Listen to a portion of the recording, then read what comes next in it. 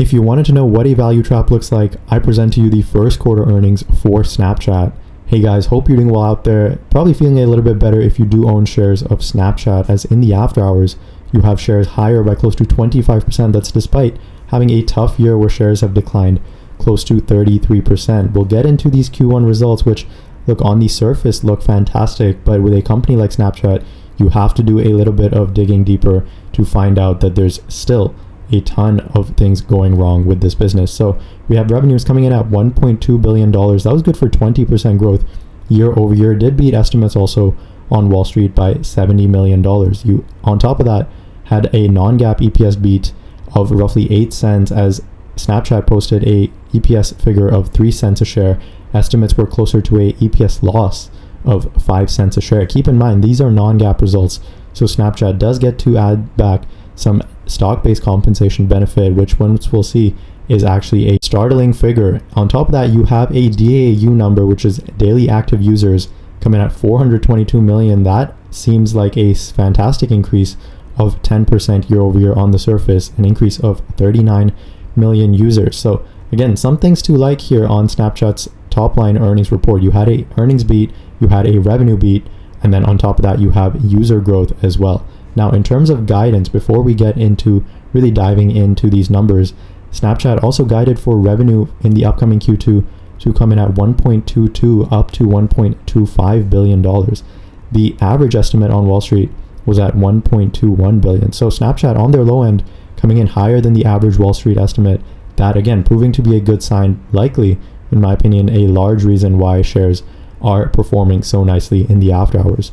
The other thing we got in their guidance though is a stock-based compensation expense for the full year. So Snapchat expecting stock-based compensation for the full year to come in at 1.13 up to $1.2 billion. To remind you, this company just posted a quarterly revenue figure of $1.19 billion, and they're expecting full year stock-based compensation to be in the range of that. That is a substantial amount of stock-based compensation. In fact, to put it into perspective, I have Meta's Q4 report from last quarter, and this is a company that, in my opinion, frankly runs a lot better. And so while they paid out close to $14 billion in stock-based compensation, that was for the full year last year.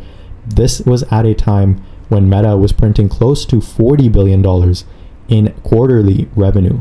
And so when you take a look at that with Snapchat, this is a company that's printing just $1.2 billion in quarterly revenue and expecting to pay that out in stock-based compensation for the full year. That is, again, just a startling figure over at Snapchat. There's probably a lot of executives that need to either take a pay cut or simply just leave the building because, in my opinion, they're probably getting paid way too much.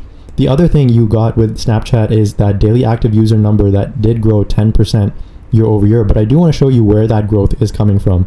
So if we take a look at their different geographies, you see rest of the world growing at 19%, but then you also see Europe growing at just 4%, and then growth in North America is actually negative as users declined close to 1%. And so the reason this is important is because on a top line press release, you'll see global daily active users growing 10%. And while that looks great, you actually have to dig into how these users are monetized and really the economics behind these users. So you take a look at the average revenue per user generated in the rest of the world, and that is just a fraction of the average revenue per user Snapchat gets from a user in North America. And so it's important to see majority of their user growth is coming from a place where they're really unable to monetize their users nearly as good as they are in North America. Similar story in Europe.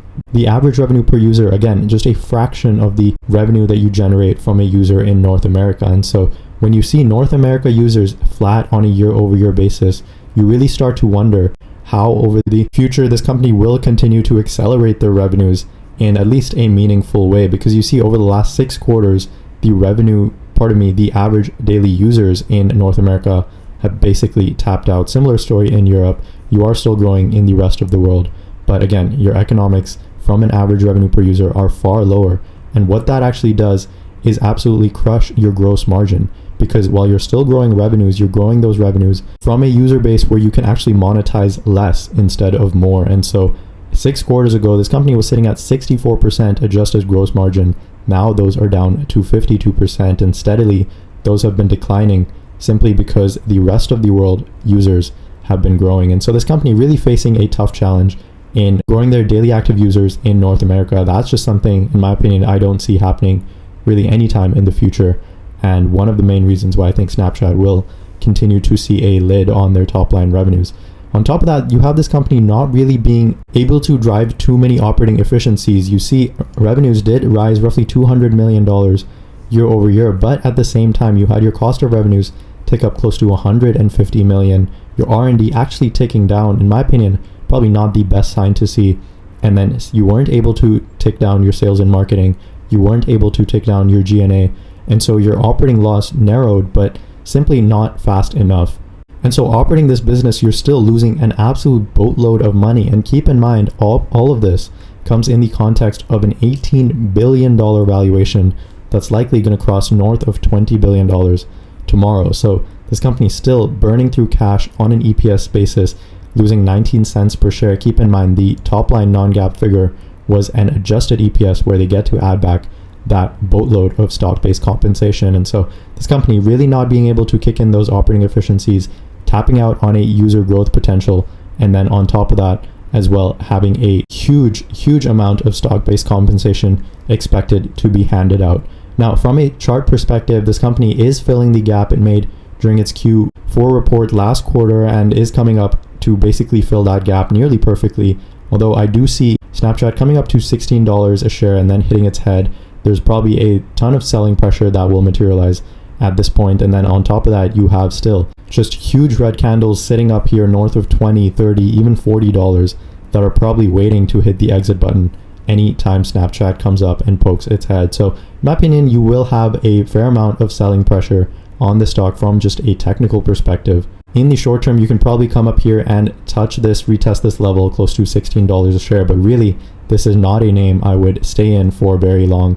In fact, I wouldn't consider this at all from a long-term buy and hold. You probably have some benefits of advertisers moving away from X, previously known as Twitter, but you still have Snapchat, I'd say, in the third tier of advertising, far behind Meta, far behind Google, I'd say even far behind Amazon and Netflix at this point. So in my opinion, I would much rather own one of those if I wanted pure play advertising exposure. That was my take on shares of Snapchat. Beware, this 25% gain in the after hours, I would say, is a value trap and one that probably can't trust for too long. On top of that, you have just a huge valuation continuing to stay on this one. Let me know your thoughts on this one in the comment section below. As always, thanks so much for listening, and I'll catch you guys in the next video.